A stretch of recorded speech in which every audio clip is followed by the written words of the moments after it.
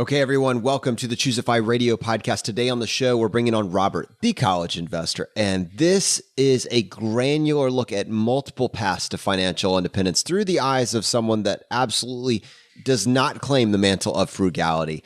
I think it is going to be a wonderful, wonderful, actionable episode, and I can't wait to hop into this. Welcome to the Choosify Radio podcast. You're listening to Choosify Radio. The blueprint for financial independence lives here.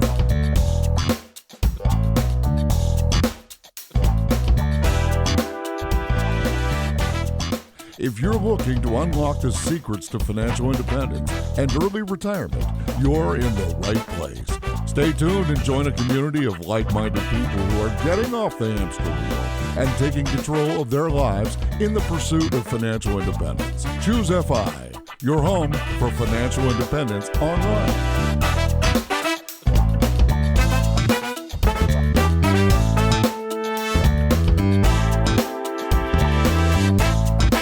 Okay, let's hop into this. I do not want to steal any of Robert's thunder. I think you are going to get an incredible value out of this episode. We are going to be talking about his path to a six-figure income in retail and how you can too, which is incredibly powerful in and of itself, and how simultaneously he built a small side hustle, a small blog, which has since become one of the largest millennial finance blogs on the internet today. Incredibly fascinated and excited about this story. And to help me with this, I have my co-host Brad here with me today. How you doing, buddy? Yeah, I'm doing great, Jonathan. I'm really looking forward to this episode with Robert. It seems like it should have a little bit of everything, right? It's got the fully funded lifestyle change story. It has business building. It has student loans and millennial finance. And also, Robert's just a really interesting guy. I've been following his blog for a number of years. And yeah, it was neat to see him show up in our Facebook group and be such an active member. So yeah, it's neat that he's part of the FI community. And with that, Robert, welcome to the show. Hey guys, thanks so much for having me. I'm excited to be here. Robert, with you in particular, I really want to go origin story here. Like, I love the idea of finding out, what were these series of decisions, these small moments in time that you took action on that kind of led us to where we are now having this particular conversation. Tell us a little bit about yourself. And in particular, were you always interested in pursuing different types of side hustles and ventures, or was this something that you just stumbled on in your 30s? So I am 33 years old, and I do describe myself as a side hustler forever. I don't have a big life-changing event that's led me to this path. It's definitely been a series of little small choices and events that have just built up over time.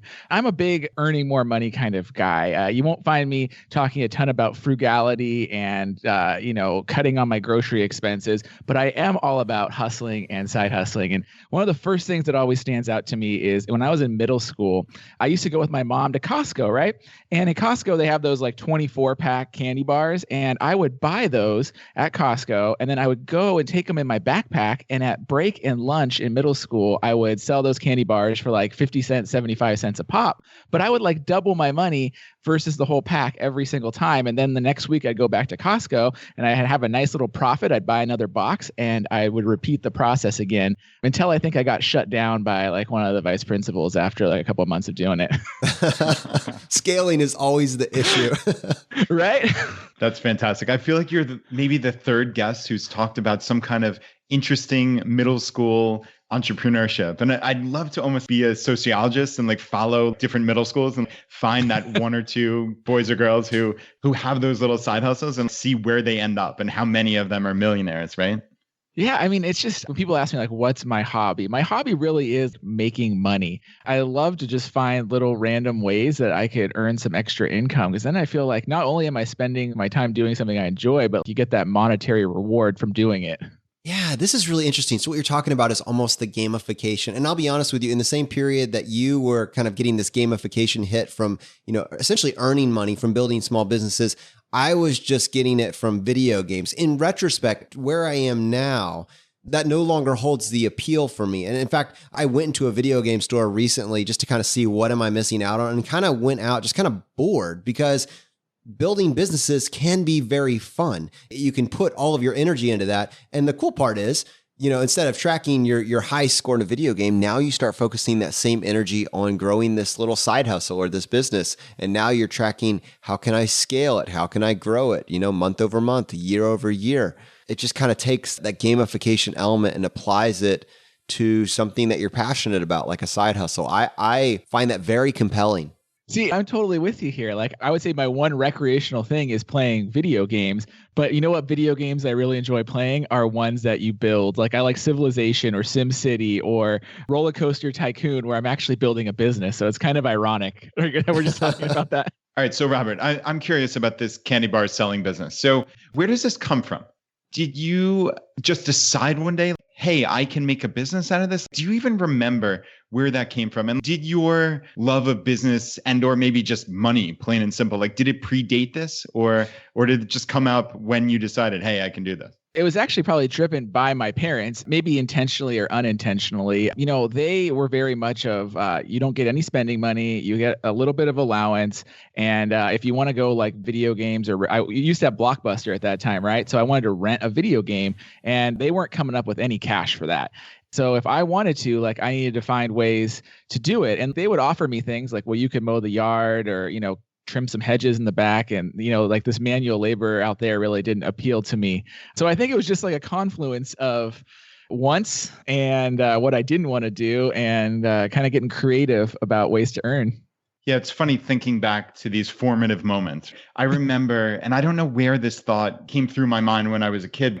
I remember a good buddy of mine mowed lawns and this one woman paid him by the hour. And I remember saying as a 14-year-old kid, are you crazy? That's the opposite incentive that you want. You want to finish it quickly and like be efficient. And I mean, no joke, like this is not revisionist history.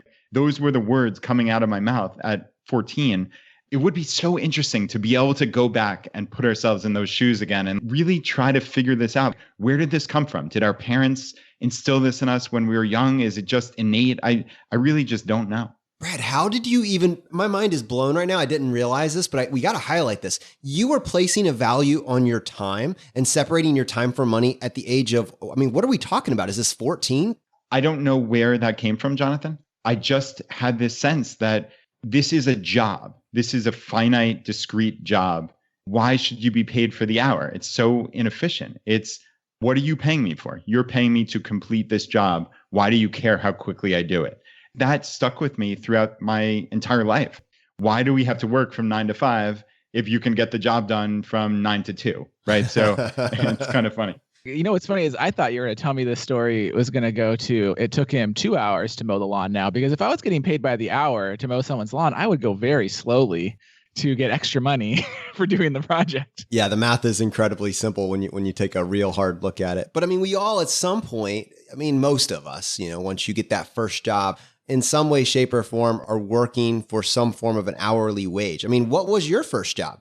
My first legit, I guess, real job for, a W-2 is I was working at Target. I was a cart boy. I was a cashier. I worked on the sales floor, and I started that when I was 16 years old. Once again, this is really my parents' doing. My mom bought me a 1996 Dodge Dakota for like $2,000. It had like a dent in the door barely closed, but I was stoked. I was 16 years old, and she's like, "You're so happy you got this car." I was like, "Yes, I love it." She's like, "Well, that's great, but you better get a job if you want gas and insurance and everything else that comes with it." And she drove me to the mall, said, "Call me back to pick you up when you have a job."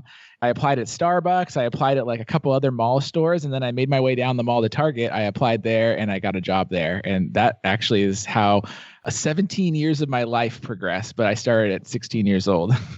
Wow. So you started at 16 at Target. And yep. I see just from your online profile that you obviously went to college and I think got either an MBA or a master's. So did you work at Target throughout college as well? I did. I worked literally from 16 until about a year ago at Target and worked my way up. Wow, that's amazing. I honestly, I've never heard of that. I don't know that I know of anybody, right, who started a job in high school and stayed until their 30s. That's really neat. Is that common at Target to promote from within and have this kind of continuity? It comes and goes with the tide, but there's actually a lot of people that have done it. I actually really like Target. I think it goes both ways. I think they're actually a really great company to work for, and I love my time there. I would never have stayed that long if I didn't. And at the same time, they really do give you a lot of skills and promote you up, and I enjoyed it. I love my time there. I found it to be a relatively easy job. It's retail, so you still have nights, weekends, and holidays, which are like the big derailers, which eventually were outweighed by my side incomes and stuff. But yeah, I mean, I loved it. It was great. So obviously you educate millennials and people on college and student loan debt and such, and you went to college, but yet Yes. you stayed at your same company, basically, I guess, throughout and after. Talk me through how that works. Like, okay, I came out with a bachelor's and I came out with a master's degree. Like, what happens at your actual day job at Target after that goes down? When I went to college, I got promoted from like an hourly person to a supervisor. So I was working full time, 32 to 40 hours a week, all through college as an hourly supervisor. I went to UCSD right here in San Diego, and I got my bachelor's degree, but I was working 40 hours a week. I think in my peak, I was making about $18 an hour. So I was feeling pretty good, just an hourly supervisor working. And then when I graduated college, I promoted up to like an assistant store manager. And I think I was making $43,000, maybe $46,000 a year my first year out of getting my bachelor's. And the cool thing is Target has a lot of programs to support and help out. They had a tuition reimbursement program that supported a little bit of my undergraduate degree. And then they had the tuition reimbursement program also supported my master's degree. So I still had to take out student loans, and I had, $44,000 in student loan debt by the time I was done with all 6 years, I guess you can say, with my bachelor's and my master's. But Target did pitch in a lot and help me cover a lot of those costs. This could be called the Target Path to Phi, Brad. Yeah. No. But I mean, actionable takeaway, Robert. Tuition reimbursement program.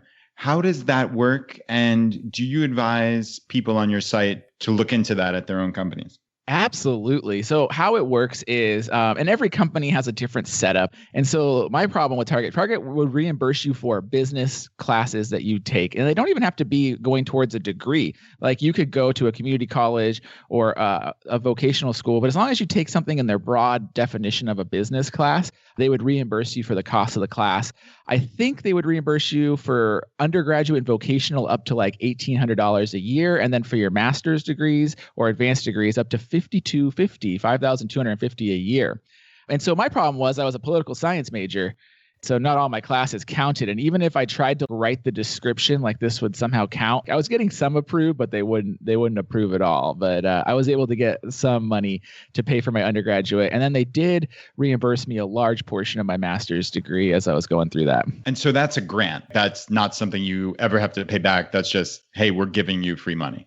Yeah, so you get it after the fact. So you got to pay up front, you complete the class, you pass the class, and then they would reimburse you up to the limit for that amount. And there are a lot of companies that do that tuition reimbursement. So it's a great way to get an education and minimize some of those costs.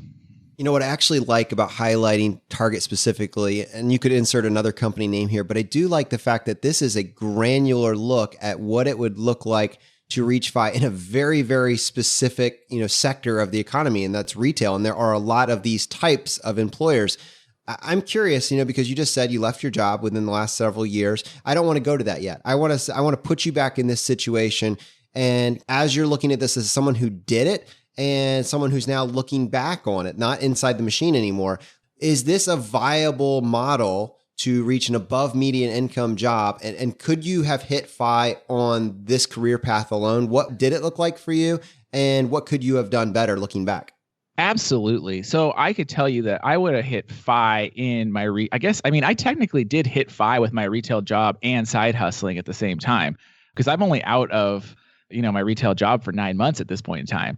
If I did not side hustle at all and I just kept with Target, I think I probably could have hit FI by roughly 40 on the career path I was on. It's very doable. I think a lot of people don't realize that, being a retail assistant manager is a really good paying job for your first job out of college.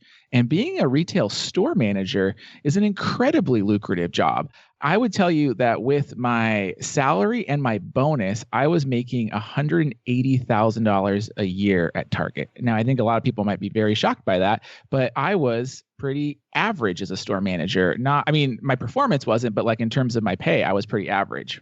Wow. So $180,000 a year. Is that at all because you were in a high cost of living area, or is that what a store manager would be paid anywhere in America? It's pretty common that that's what they're paid. I mean, you might shave off 10,000 here, 20,000 here, if you're going to a lower cost of living area. And if you go to a higher cost of living area, you'll earn even more. I know in the Bay Area and in New York City, the hourly supervisors where I was in college at $18 an hour, they're making about $30 to $35 an hour as an hourly manager or a supervisor. Wow. I'm picturing this as a very viable path to FI, maybe even potentially before 40 for someone, if you're going to make $160K a year as a store manager in a very low cost of living area. I mean, that's an incredible figure. Yeah. And the cool thing is it is more flexible than I think a lot of people realize. So yes, you do work nights and weekends. You have the holiday season, which, can really be a downer, but short of Black Friday to Christmas and everything else, I get a day off in the week because I work the weekends. And for someone that likes to get things done, that is amazing. There are a lot of great things that people don't realize about working in retail. Let's go really granular with this. So going to college, picking a poli-sci degree, like that wasn't based around, necessarily becoming a store manager at Target, I would imagine. At some point, maybe your vision crystallized, but let's put yourself in this situation. You have a very large audience listening to this and they're thinking, holy crap, that sounds doable. And maybe they have a child, or maybe it's them that's thinking, how can I do this even faster or better than what Robert did? What would the path look like if you were going to streamline this from cart boy to store manager, $160K a year, and you want to compress all this down into your 10 to 15, year career plan? Yeah, I mean, it all comes down to your skill set. So the big thing with retail leadership is it's probably one of the few careers that is really 100% people leadership. So to be the most successful, you have to be a good people leader because you are leading large teams, you're interacting with customers, and all this requires a very different skill set than, say, engineering or, finance. If you're a great people leader, you can really work your way through being a leader at Target or another retailer. That's really what it takes. Was the college degree a big piece of this puzzle? Yes and no. It's one of those things that it's the paper that shows that you care. Did it actually give me any skills to be successful? I don't think so. I think the skills that allowed me to be successful was side hustling from middle school, getting to know how people interact, and starting working at 16 and understanding the dynamics of customer service and how the environment works and that type of thing. So Robert, as far as that piece of paper that signifies something, obviously UCSD is a very good school. What if you went anywhere? Did it really matter, or was it just, hey, I have a 4-year degree? Like, did that actually aid in you getting the store manager's position? Yes and no. It aided me to get the assistant store manager position because Target is still hung up. I would say that 70 to 80% of people getting into that assistant store manager role, it's one of those things, they don't require a 4-year degree, but they say a 4-year degree required or experience, but they kind of like cut out the second half of the sentence there for most people. So it really does help you get to that assistant store managership in good time. And that's where you can actually start making, when you're 22 years old, I think they're paying like $55,000 a year or so for 22-year-olds when they graduate college in their first job after college.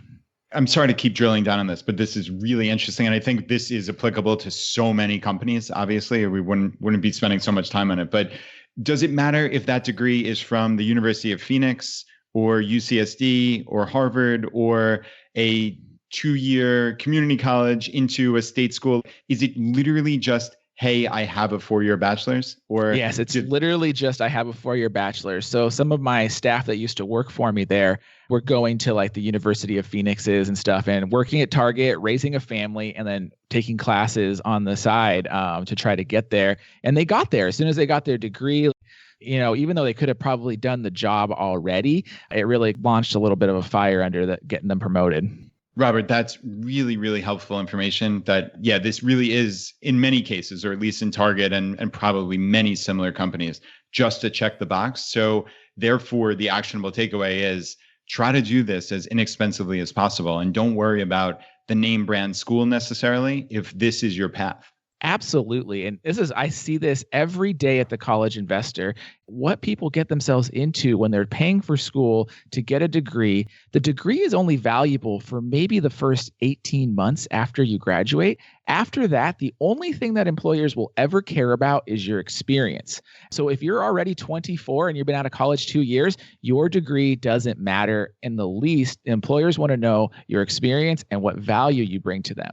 And with that being said, the biggest problem I see today is what I like to call the overeducated and underexperienced, because so many young adults start going right into a master's degree or an advanced degree program. They take on more student loan debt, and they end up still having to get the entry-level job that doesn't pay them enough to afford all the debt and everything else they've took on. And they've really just dug themselves into a hole that does put them 10 years behind someone that didn't get overeducated and underexperienced. So my big takeaway here, I guess I'd say, is line up your education with your experience. That's the best way to maximize the value of your education and increase your return on investment of your education spending. Overeducated, underexperienced. That is the most powerful, mind-blowing phrase that I've heard. And it sums up that lost decade that we keep describing. What is happening for that decade between your 20s and your 30s? Why are we talking about starting at 32?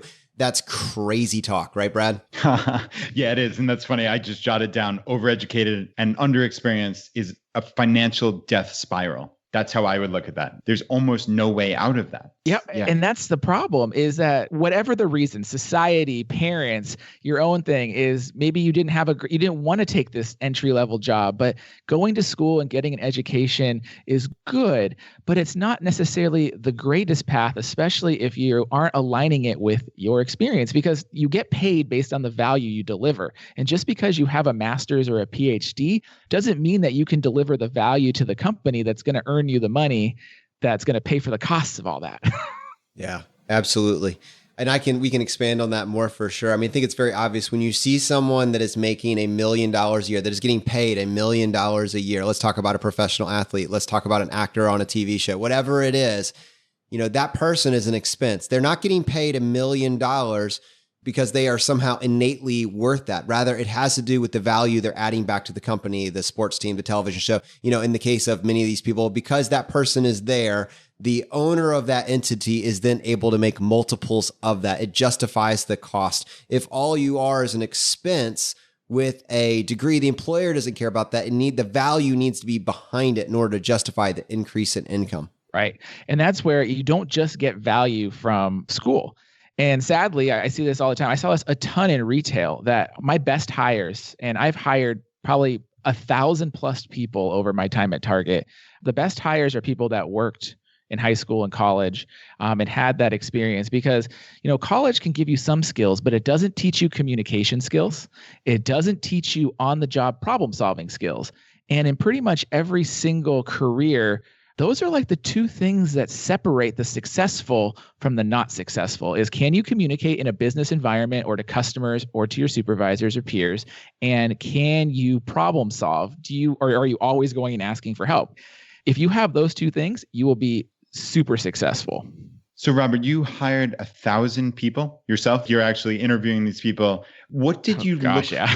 Wow, that's amazing. Again, more actionable stuff. What did you look for in those interviews? I assume when you first started these interviews, the first couple hundred, you weren't able to discern how you could pick out communication skills and problem solving. I'm wondering if that changed as you got farther through, if you could pick out those people with slightly better precision. I don't imagine that it was anywhere near 100%, but just slightly better precision. And if so, what could you pass along to the audience to help them in a future job interview to show potential skills they have? Totally. And you're right. It's never 100%. And that's okay, because at the same time, it's an interview. It's stressful. People aren't always their best. So it's like, if you're close, or you're still trying to, I'm still a human. You're still trying to give people a shot, because like maybe you see something and maybe it's just a stressful environment. But at the same time, all I really cared about is, are you friendly? And are you nice? Can you look me in the eye? And can you just talk to me? That is really all it took in retail to get hired, because that is all I look for. I can teach you how to stock boxes, and I can teach you how to run items over a scanner and push the total button on the register. Everything you do in retail is so basic and so simple, but I can't teach you how to be friendly and how to be a nice person and how to engage in a polite way with the customers or your other coworkers. All I was ever looking for was interpersonal skills, because the job itself was so basic and easy that literally, and everyone kind of knows this, like robots are taking over a lot of it, but robots don't have interpersonal skills and communication skills. And that's where people come into the equation. So, Robert, this is going to be the episode that keeps on giving, because we have spent the first 25 some minutes talking about this retail path to FI, essentially, which is completely viable as part of that 10 to 15 year journey. I absolutely love that. And it's actually an incredibly high cap on what you could actually end up making, which is just awesome. But what you set up for yourself and what we have not explored at all is the fact that the kid that started off selling candy bars and had this kind of stable job in this stable path was willing to try something new. And you started a blog, and it's one of the biggest blogs in personal finance, serving the millennial community that is out there. And when you started, you knew nothing about blogging. You didn't get a computer science degree. What's more than that, in my mind, what becomes really, really obvious is that you are easily funding your lifestyle through this blog at this point. So essentially, you have hit FI in multiple ways and multiple times over, which is just crazy. So let's talk about this. What inspired the college investor? Go back to day one. Yeah, so it's funny you say I didn't get a computer science degree. Well, I actually thought I was going to get a computer science degree. And when I started at UCSD, I was a computer science major. But I hated being in the basement programming. Like, that was my freshman year of college, was doing these computer science classes in a basement, trying to program code. And I loved the science, and I loved the math, and I loved the logic behind it, but I hated the lifestyle of programming. And so that's when I jumped into poli-sci, and I finished out my time at UCSD as a poli-sci major. But while I was finishing in my last year of college, I was also that guy in the back row of my college class with my laptop open, and I was browsing the internet, and I wasn't totally paying attention. I was reading a lot. I'd read like Yahoo Finance, and I'd read other blogs, and I saw like that people were just like talking about their own experiences with money and finances and investing. And I was like, this is so cool. And being that I still love tech and I'm very passionate about that, I was like, I wonder if I could start something like this and kind of share my own random thoughts with the world. And one weekend, I was Facebook stalking people, and I found that one person that I used to know was launching their own blog and had like a Bluehost affiliate link kind of thing. And I clicked it, and I started my own website, and the rest is kind of history there. Well, it would be history on most shows, but on this show, we want to go at the granular level and kind of dive through this. So yeah, let's do it. If you look back at those first articles that you wrote, how would you grade yourself? Oh, F. I think I deleted almost all of them at this point in time, or I have modified them up so you could never realize it, but they were terrible. It was like 100 words. Scottrade was like the broker of choice back then. It was like, why I think Scottrade is the best place to invest. And it was like 100 words about it. And then that was it. And it was like a link. And of course, no one clicked it. No one found it. Like, I made no money on it, but I started, right? And I just started putting out content out there. All right, so Robert, you're writing these 100-word articles on Scottrade, and they're not lighting the world on fire, obviously, but you stick with it. There's always that inflection point in a blog's history of, hey, I got my first mention on, I don't know, Yahoo Finance or something, or the New York Times, or even something small, my local San Diego newspaper, right? Talk us through that point. When did you realize, like, hey, I've got something here? Honestly, it took a long time. I had no idea what I was doing. I was just looking through the history here. And it took me about, I'll share 2 years of blogging, maybe like 19, 20 months of blogging before I made any money on my site. And that's a lot of time. In my first month of making money, I made $25 on my site. But the first article that really kind of gained traction was, I thought I was going to, this is the college investor, right? I was going to talk about investing in money. But I started having problems with my own student loan servicer. And I was kind of like the typical millennial story here, where like my loan servicer didn't credit my payment the right way. And suddenly, like it said, my loan was like delinquent, and it wasn't. It was their mistake. And I wrote about my battle with my loan servicer as a blog post. And that was like the first blog post where I started getting comments, and people were like, "Oh my God, me too," or "That's terrible." And I was like, wow, there's actually, I don't even think I had Google Analytics or any kind of tracking on the site at this time, but I knew people were leaving comments. And I thought that was the coolest thing, that there's people that I've never met before that are responding to an article that I wrote and sharing their thoughts and their own personal stories around it. And that was very motivating at the time. I actually do remember our first comment on my blog. I'm pretty sure it was all I talked about to my wife for the rest of the day. Right? This could happen again. And then there could be two people that comment. Someone out there is listening. Yep. So I guess my question, it sounds like you said in there, you named it the college investor because you thought you were actually going to talk about the nuts and bolts of investing. Absolutely. Was that the inflection point when you had that one article that got some traction? Is that when you said, hey, maybe this should be about student loans and millennials and college? And was that the point where you said, all right, maybe there's time for a change here? Yeah, I just started becoming much more comfortable writing about other topics. Like I really had this idea that if you're going to be the college investor, you're going to write about investing, and that's it. And I siloed myself in. But, I started just kind of realizing that there's more to this personal finance experience. It could be a holistic thing. And I also heard in real life friends were like, I really love the idea of investing, but all this student loan debt and other stuff is holding me back from it. So I could kind of see how it could naturally connect in terms of like, can we get you out of student loan debt, or like free up some money in your student loan budget so that you could start investing and building wealth? And what are the connections in between all that? That's really kind of how it evolved over the next few years. So it's like an order of operations in essence. You can't move on to investing until you've gotten rid of this anvil hanging around your neck, I guess.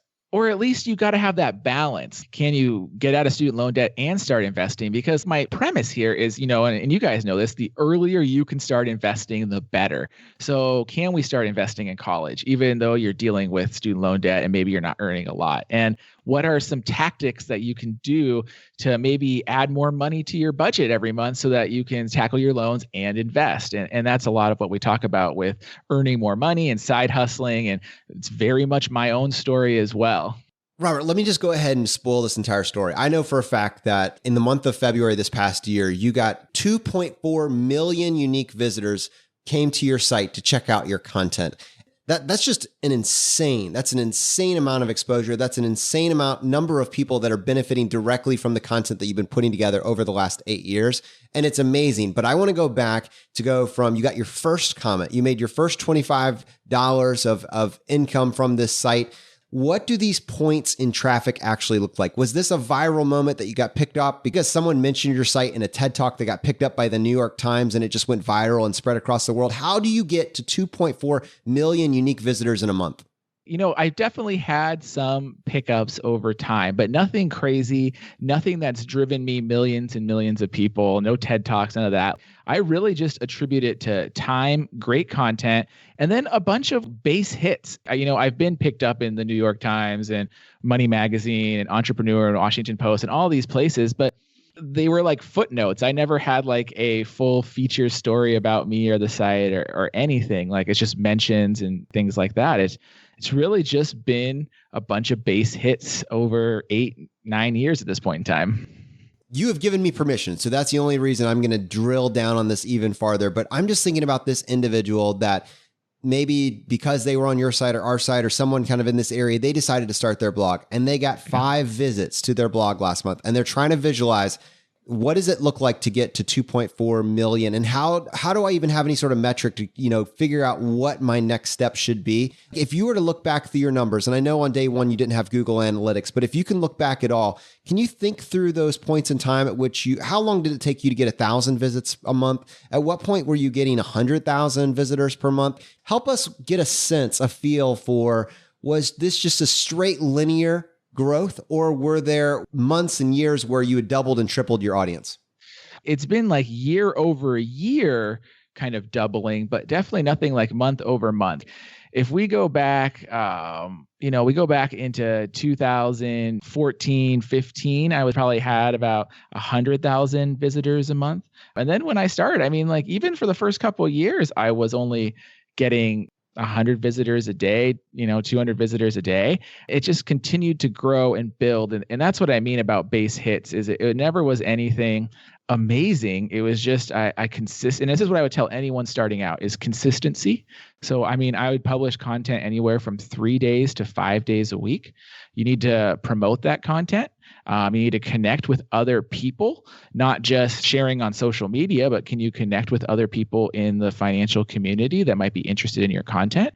And then you need to have the best content, because if you are not creating the quote unquote best content, no one's going to give you a second thought. And the best might be long. It might mean including video. It might be including audio. It might be making charts and pictures, but it needs to be really solid content. And I only was writing 100-word posts that really were terrible content at first. And so it really just was a natural evolution that as I was creating more, I was getting better. I was writing longer. I was including more things. And I learned, I started networking with other bloggers. And, it just kind of built over time. Robert, when we had Michelle from Making Sense of Sense on, she mentioned consistency as one of her big takeaways. And it's interesting to hear you say that. And I'd love it if you could just dive a little more into that. Like, how much do you think that really matters? It's interesting to see two bloggers who get millions of visitors mention the exact same takeaway. So it is 100% one of the most important things. So like I said, if I was to tell anyone starting out today that wants to start a blog, is consistency is key. And it's consistency with enough content to matter. So you need to write 2 to 3 times per week. And it doesn't have to be writing anymore. You could video, you could podcast, you could any kind of medium you want, but it needs to be 2 to 3 times a week. And you need to give yourself at least a year of doing this, because that gives you 2 different things when you do that. Is one, it shows your audience that there's going to be new content coming out. And so they'll have an incentive to check back in. And if your content is good and it's the best of it, they'll enjoy checking back in. And then number 2, you personally get better at content creation. You can prove to yourself that you can do this, and it will really basically springboard you into the future, because you've done it for a year. Like, it's no problem to continue doing this. You've built the habits, you've built the routine. Robert, I really appreciate you being willing to share these numbers at these different points in time. I think it's very encouraging for people just to kind of get a feel for what this path actually looks like. It could probably be very discouraging for someone that is starting on day one to hear about someone getting 2.4 million visitors a month. That's just amazing. But, kind of visualizing it as a progression based on the hard work and investment. You've been investing your time in this for almost a decade now. It's truly incredible. Is there anything else that you could pull out of this and give to our audience that's listening, that's looking for these kind of actionable details? What else moved the needle for you? Yeah, I think the other big aspect that really moved the needle for me was networking and connecting with other bloggers and personal finance people in this space. And it started out online. Like, I would network with other bloggers. I'd leave comments and connect on social, which kind of evolved into more conversations and maybe email. And, there's some cool resources today, like the Rockstar Finance forums and, different, like the FinCon Facebook group where people post questions to get answers and stuff. And that was one really big point. But then the one that really changed my business aspect of blogging was going to FinCon. My first FinCon was 2013. So I'd already been blogging for almost 4 years at my first FinCon. Going to FinCon, it almost doubled my revenue into the next year, because it was that much of a game changer in terms of learning, connecting with people in real life, having those face-to-face interactions that solidified partnerships, and then also just my education. I started learning much more about what to do and how to do it the right way, and, built real relationships that many of those have continued well into this day. Robert, you're certainly echoing almost exact words that I've used to describe FinCon to this audience, and certainly to my wife, Laura. It's kind of hard for me to quantify exactly, I went to FinCon 2014 and got this out of it. But I do know specifically that my business and my network is dramatically larger than it would be had I not gone there. You just cannot replace face-to-face meetings. It just matters so much. And I would say, especially in this time of such a connected world where we are not face to face. It just matters to sit down and chat with someone. And yeah, those kind of connections are really valuable. And obviously this extends way beyond just FinCon, because we're talking about an audience here that might not be in the personal finance blogging world, but there are many of these conferences and meetups and meetings that people can attend and just go there, provide value, be a nice, normal person, almost like how you were describing when you were interviewing people. What are you looking for? You're looking for a nice, normal person to have a conversation with. Exactly. And I think that's huge. It doesn't matter what your industry is, what you're working on, what your hobbies are. There's something really beneficial about just connecting with others that share your same ideas, share your same passions. Being a blogger, and you guys probably know this, no one gets you that isn't a blogger or a podcaster. They don't understand anything. So just being around other people that get you is so awesome. Yeah, I totally hear you, man. So, Robert, we've talked about your backstory and your path through the retail world to actually making this incredible income there. And we've explored at a granular level, starting a blog on day one, making your first $25. Let's play that out. I think you prefaced beginning of this episode by saying that you just recently left your job. What drove that? Where are you now in the present? And what were the series of events that got you to now? The cool thing is that, the blog continued to grow and grow and grow. And so in about 2015, I was making more from my side income of the blog than I was at my day job. And even though my day job was doing really great, I had this other thing that was doing awesome as well in my spare time. You start to have this inkling that, oh, well, maybe like I could leave my day job and just do this full time. But, I loved working at Target. And if you go and find some old podcasts and interviews I've done, I know specifically I said, I have no intention of ever leaving my day job. Like, this is great. Having two incomes that I can balance. I could save and fund a lifestyle that I want to do. And it was really just an exciting time for myself and my family. And Robert, you've talked about not looking at life through the frugality lens. That strikes me when you're talking about larger income, side hustle, and talk us through how you approach your own personal finance, if you don't mind. Yeah, totally. So I don't consider myself a frugal person. I don't consider myself an excessive person, though. I'm not flying private jets or, doing crazy things like that, but I don't sweat the details. And, we go out to eat a lot. We don't really mind our grocery and our food bills. And, but it also is your priorities and what matters to you. And so I enjoy eating out and I enjoy those things. But I really am about earning more. It's all math. And you guys know the math here is, you have your income and then you have your expenses and then you have what's left over. A lot of people focus on the expense side and cutting that. And that's great. And there's a point, though, that you can't cut anymore. You're still going to have some type of housing expense. You're still going to have some type of transportation expense. You're still going to have food expenses and other life expenses. You're never going to be able to get that number down to zero. You can get it very low, but it's probably not going to be zero. But that income side is kind of cool to me because the income side is kind of limitless. There's not really an upper cap on how much you can earn. Now, there might be time constraints and family constraints and definitely other constraints on it. But in terms of the number itself, it's not really constrained. And so I've always really just tried to focus on that earning more side of the equation. If I wanted something, like I told you in middle school, I wanted to rent a game at Blockbuster. So I went out and sold candy bars so that I could do that.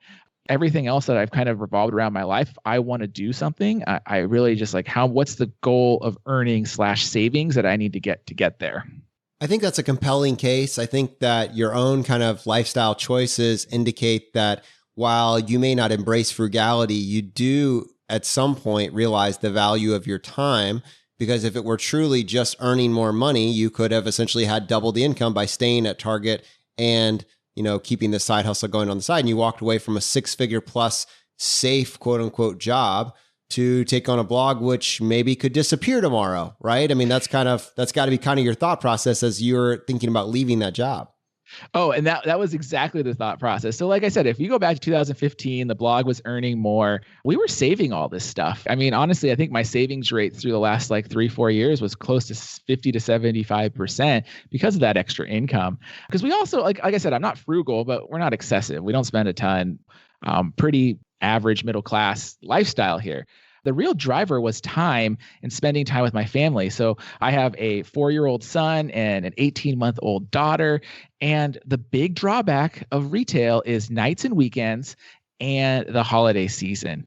As my blog really was earning multiples more than I was making at my day job, it was kind of like, why am I still doing this when it's not necessarily adding any incremental value to our family, but really it's becoming a detractor when I can't spend Christmas Eve with my family potentially, or, Black Friday, which is now Thursday, Thanksgiving.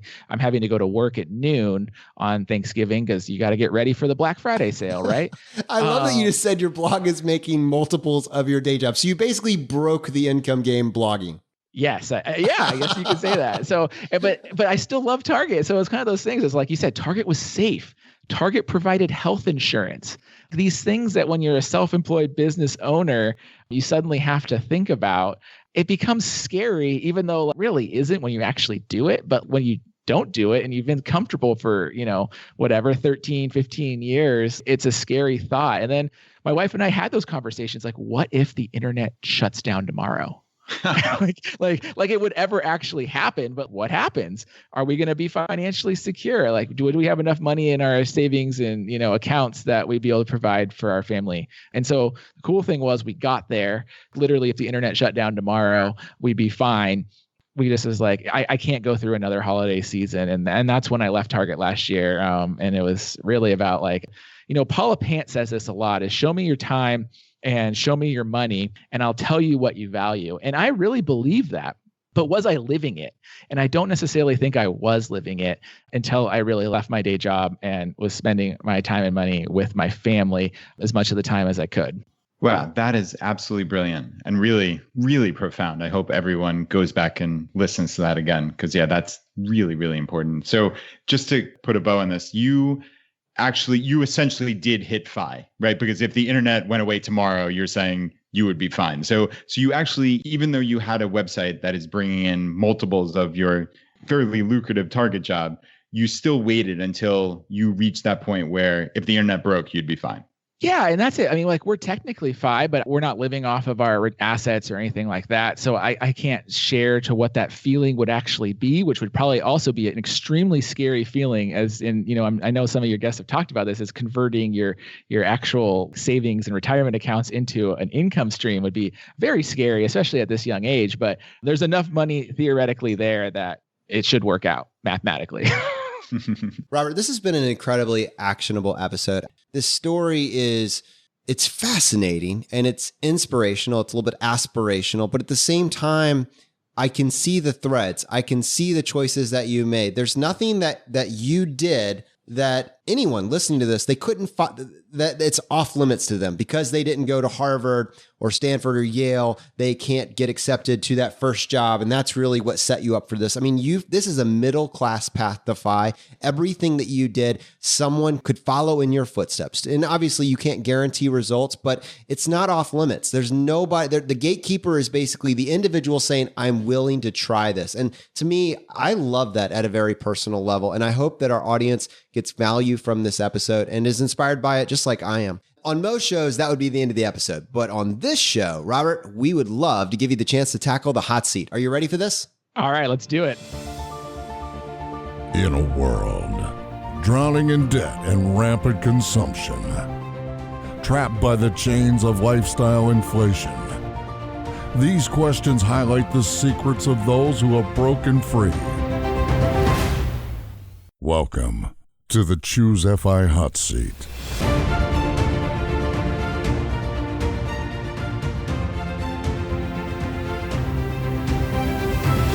All right, Robert, question number 1, your favorite blog that's not your own.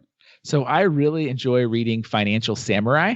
It's just super in-depth content. And Sam at Financial Samurai really always has interesting insights on things that you necessarily wouldn't expect him to have insights on. So I love it. I read it all the time.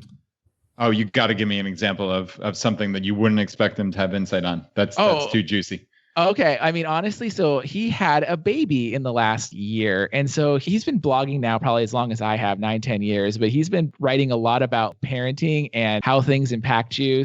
He had an article the other day about the ideal size house and a layout to raise a family. He put like blueprints of houses that I don't know if he drew them up or found them. honestly, his insights is just really like relatable and interesting. And given like the whole context of his blog of, higher net worth and investing, I mean, it is just fascinating. I love it because it's not expected. It's not topics that you've necessarily seen a lot.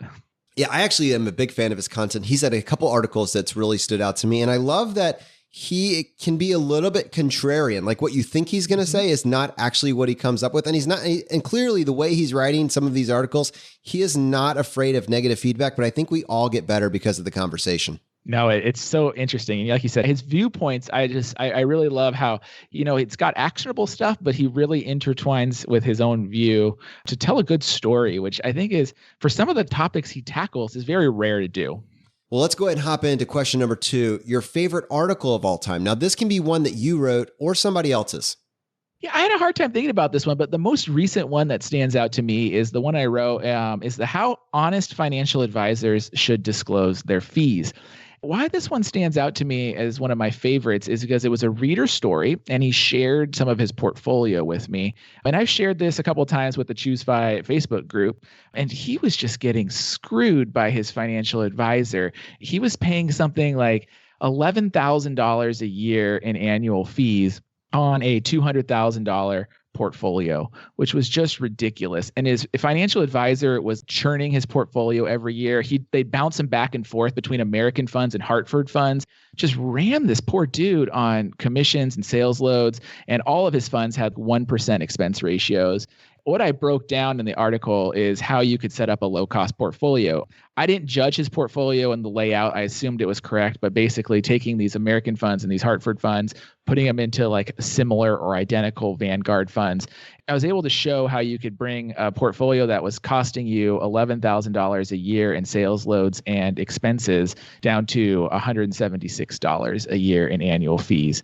So beyond the fact that it really, really, really angered me, I feel like I was able to paint a clear picture on 99% reduction in portfolio costs, which is crazy. That's unbelievable. Yeah, I'm with you on the anger. I mean, that should be a crime. That is theft. I mean, it should be. So here's the ironic part: is this guy told me when he was sharing his story, he's like, my advisor says that he is the number one, financial advisor in, I want to say like North Carolina or something. Well, who's measuring that? And he's like, well, his company. And I was like, well, you know what number one at his company means? It means that he earned the most money last year. So he earned that money off of you, buddy. Wow. Yeah, I believe he's number one. That's amazing. Wow. 5.5% on this poor guy's 200K portfolio. That is crazy. Wow. Yeah, because he was getting hit at the front end sales load every year because the guy was churning them from Hartford to American funds and then back again and then back again. It's just ridiculous. My advisor consistently talks about how he's the top performer in North Carolina. Well, what do you think that means? Right? That is crazy. All right. Hey, Robert, question number 3, your favorite life hack. I wrote about this on my site, but I actually sold my car 2 years ago. This is before I even left Target. And I Uber and Lyft, I mostly Uber, as needed. So we have one family car. I just rideshare everywhere, and it's so cost effective. It saves me so much money. And it's so convenient, and I love it. Unless like Uber or Lyft goes away, I don't necessarily see a need to own a car again for myself. Oh, Brad, this sounds like your sibling right here. This sounds like my dream life. That's amazing. Wow. So you're telling me you Ubered on your commute? Yeah, I Ubered to work every single day. It worked out great. I broke it down in the blog post, but I think I was spending about $250 to $300 a month in Uber. But versus owning a car with like buying the car or financing it, however you want to do it, insurance, maintenance, registration, all that stuff, it really worked in my favor, even when I was going to work 5 days a week. Did you have a regular guy or gal? No, surprisingly. So I Ubered, I think I have something like, 700 trips. I've only had the same driver like 10 times. Oops. Wow. At the level of volume you were using, you should have gotten concierge service. I know, right? All right. Question number 4, your biggest financial mistake. I don't know if I necessarily have a ton of financial mistakes, but I'd say 2 come to mind. The first one is, when I was 22 and I graduated college, I thought I deserved a brand new car. So I bought a brand new $33,000 car that ended up being $700 a month in car payments because I thought I was badass and graduated college and thought I was like a hot something 22-year-old that needed a new car.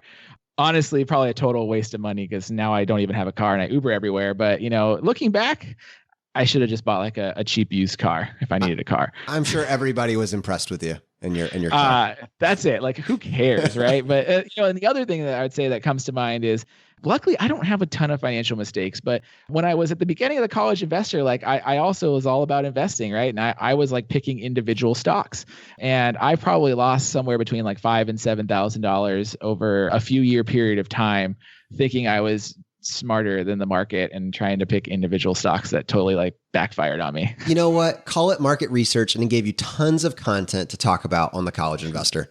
Totally. And it really helped evolve my lesson today, where it's like, go with low cost index funds. But the bigger challenge is find that asset allocation that works for your risk tolerance. I'm not a VTSAX guy 100%. I do like to have an asset allocation, but within that, low cost index funds. Well, we can't all be purist. No, we can't. All right, Robert, question number 5, the advice you would give your younger self.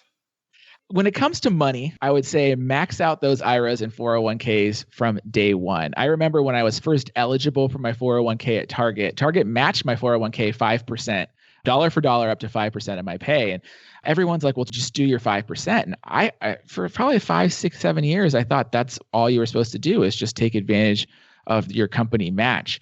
Man, I wish I would have put into the max. That would have been one thing that I really wish I could have done. It's gone. I think it's, 18,500 this year, but back then it was still probably like 14,000, 15,000. It would have been really cool to have that maxed out from like day one. My life advice, if I could go back, is stop caring about so much of what other people think of how you're choosing to live your life. Kind of with that car, with blogging, and even leaving Target. I think a big gap in my leaving is like, what would other people think? And at some point in time, you have to stop caring. Like, you live your life, you do you be super proud of yourself, and you have to kind of brush off what other people think. All right. Well, we do have a bonus question for you, and it's based on value. Now, for a lot of people, we talk about what you're not buying in the vein of frugality, but you aren't limited by those constraints, it sounds like. But I think it's still a very interesting question. Over the past 12 months, what purchase have you made that's brought the most value to your life?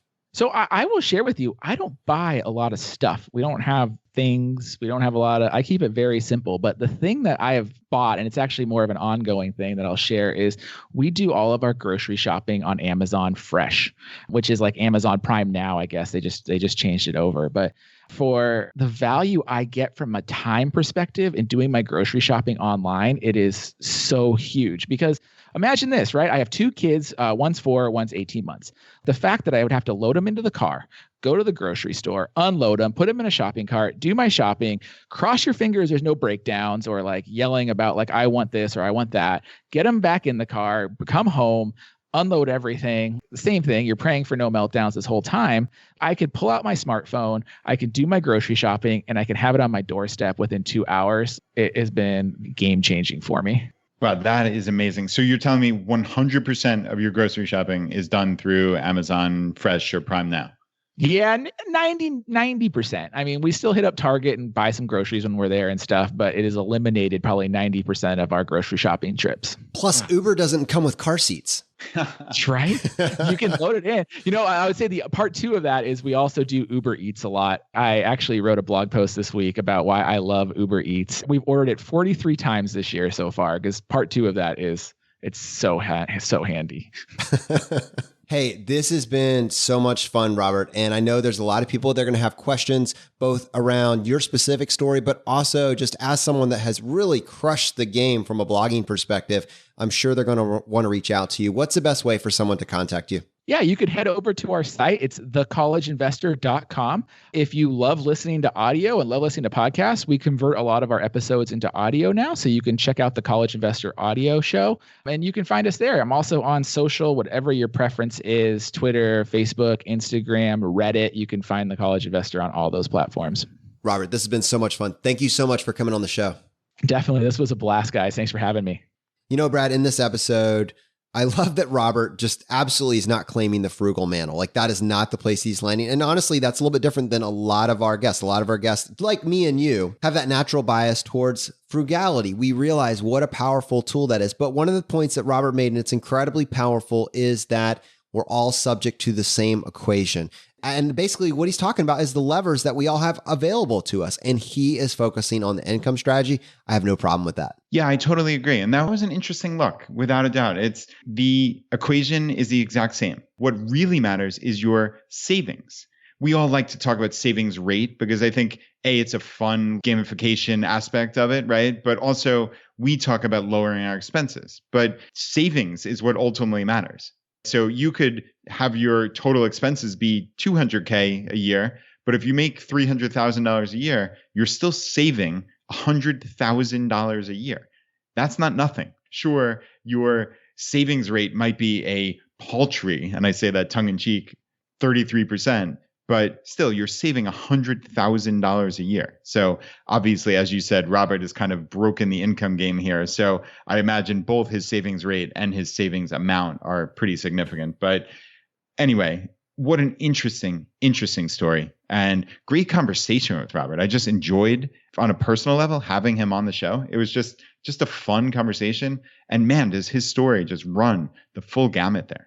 The FI tent just got a little bigger. If you enjoyed this episode, if you've been enjoying the episodes up to this point, just take 1 second, press the subscribe button on the platform you're listening to this on. Just lets the providers know you're getting value from the show and you want to be here when we produce additional episodes. If you want to support us and what we're doing here at Choose FI, here are 4 easy ways. 1, leave us an iTunes review. If you want to do that, just go to choosefi.com/iTunes. 2, use our page to sign up for travel credit cards. If you want to travel the world with miles and points instead of your hard-earned dollars, then just go to choosefi.com/cards and get started today. 3, if you're working on the milestones of FI, set up a personal capital account to track your progress and use our affiliate link. It's completely free and just go to choosefi.com/PC. P as in Paul, C as in cat. And 4, and most importantly, find your friends, coworkers, and family members who might be open to this message and tell them about the podcast. Have them start with episode 38, The Why of FI, and right behind that, have them go listen to episode 21, The Pillars of FI. It is a fantastic starting place. All right, my friends, the fire is spreading. We'll see you next time as we continue to go down the road less traveled. You've been listening to Choose FI Radio Podcast, where we help middle-class America build wealth, one life hack at a time.